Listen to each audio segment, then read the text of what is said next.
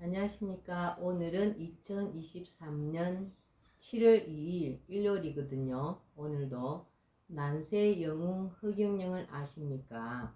39페이지 밑에부터 읽어보겠습니다.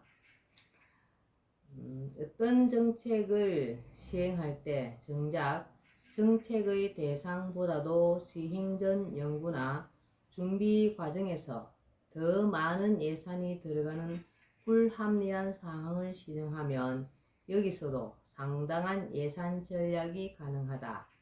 예를 들어 출산 정책을 추진하는데 정작 산모보다도 출산 정책을 연구하는 데 돈이 더 들어가는 것을 시정하는 것이다. 복지제도도 전면 개편하여 기초생활보장제도 등의 선별적 복지제도를 없애면 예산이 절약된다. 이렇게 낭비되는 예산, 불필요하고 당장 급하지 않은 예산, 선거 등을 의식한 선심성 예산, 중복 예산 등을 모두 없애고 예산 누수를 막으면 국민에게로 직접 돌릴 수 있는 예산을 상당 부분 확보할 수 있다. 사법 분야에서도 형법을 개정해 징역과 같은 자유를 구성하는 형벌은 흉악범 등 중죄인에 한하여 적용하고 웬만한 범법 행위에 대해서는 벌금형에 처하는 것으로 바꾸면 교도소와 재소자 관리에 드는 많은 국가 예산을 절약할 수 있다.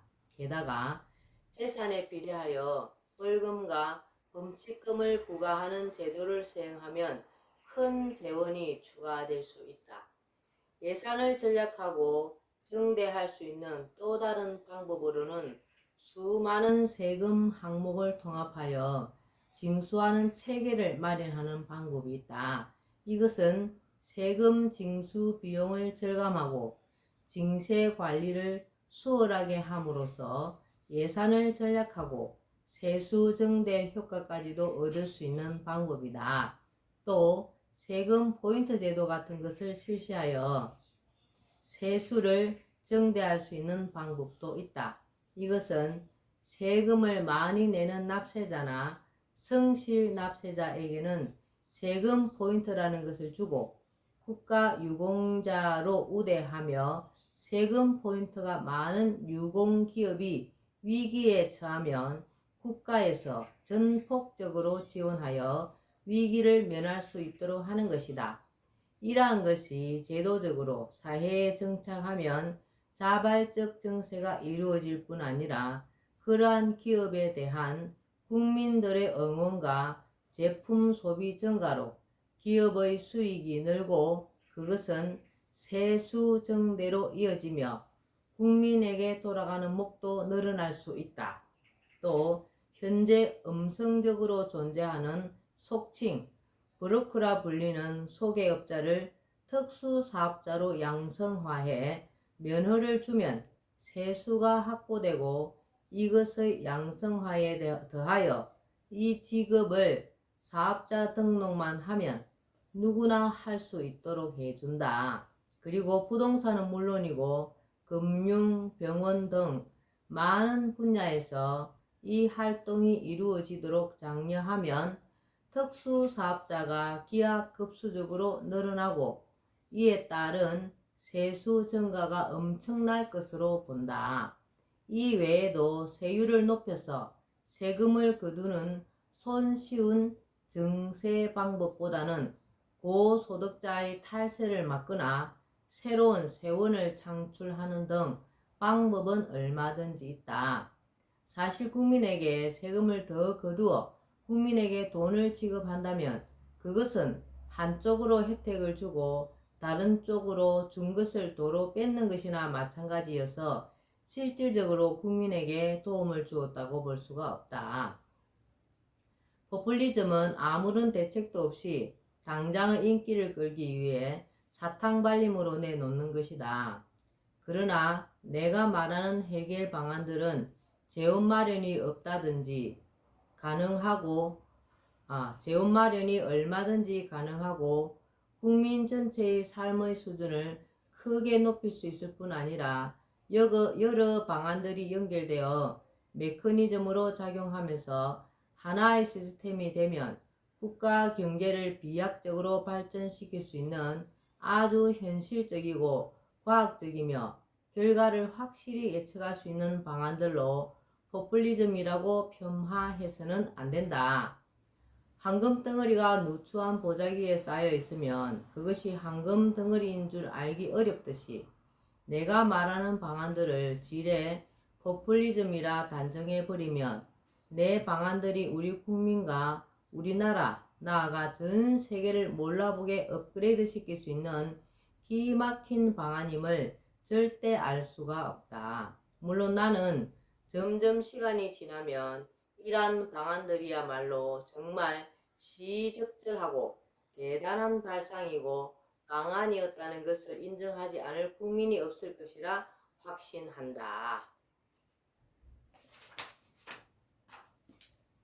국민에게 짐을 떠안기는 그들의 포퓰리즘, 지금 정치인들이죠.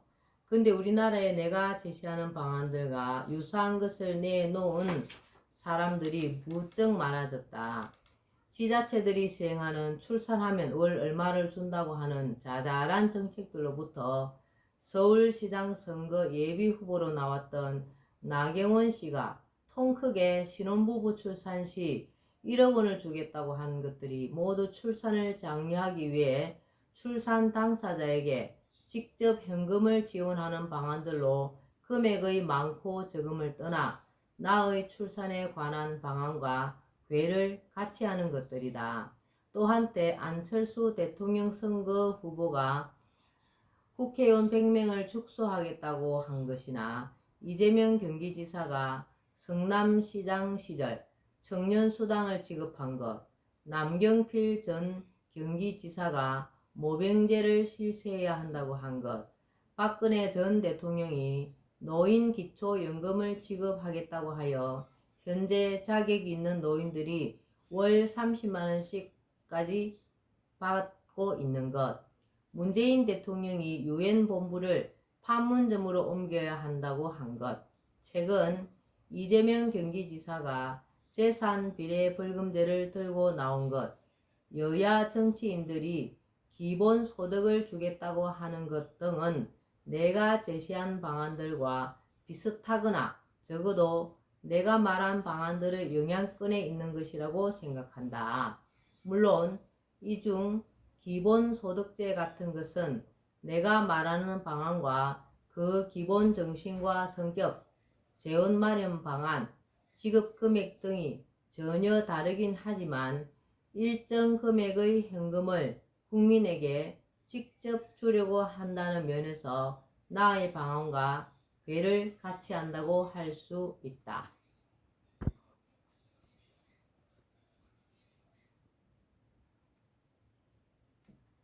그런데 이들 여야 정치인들이 나의 방안들과 비슷하게 단편적으로 내놓은 현금 지급 정책들이야말로 포퓰리즘이다. 왜냐하면 기존 예산을 전략한다는 등의 현실적 방안도 없이 국민에게 무조건 주겠다고 하기 때문이다. 이렇게 되면 예산 확보 문제가 생길 수밖에 없고 결국 예산을 마련하기 위해 증세라든지 국가 부채를 늘리는 수밖에 없다. 나도 양적 완화라는 방법으로 국가 부채를 늘리기는 하지만 그것은 위험 수위에 올라가 있는 가계 부채가 국가 부채로 전환되는 것이다. 그리고 꾸러미로 된 나의 일련의 방안들이 메커니즘을 이루어 경제가 더 잘 돌아가게 하여 국가의 경제 규모가 커지고 세수가 저절로 늘어나는 선순환 경제 구조를 만들기 때문에 그로 인해 늘어난 국채는 문제될 것이 없다. 하지만 이들 정치인들은 그들이 주장하는 정책을 시행할 경우 늘어날 수 있는 국가 부채를 어떻게 해결해야 할지에 대해서는 이렇다 할 대책도 없다. 실제로 현 정부 들어 저출산지원금이나 코로나19 지원금 등의 명목으로 지난 4년간 국가 부채가 183조 원 정도나 증가했다. 갚을 수 있는 확실한 대안도 없이 국채를 늘리는 것은 국가의 재정 건전성을 악화시키는 것이며 국채 상한은 결국 국민의 세금에 의존할 수밖에 없으므로 고스란히 국민의 짐으로 되돌아오게 된다. 예, 우리 허경영 시인님의 이 메커니즘대로 하지 않으면 상황이 많이 어렵죠. 네, 오늘 여기까지 읽겠습니다. 43페이지 읽었습니다. 오늘도 난세의 영웅 허경영을 아십니까?를 읽었습니다. 오늘도 신나고 즐거운 하루 되시기 바랍니다. 감사합니다. 허경영.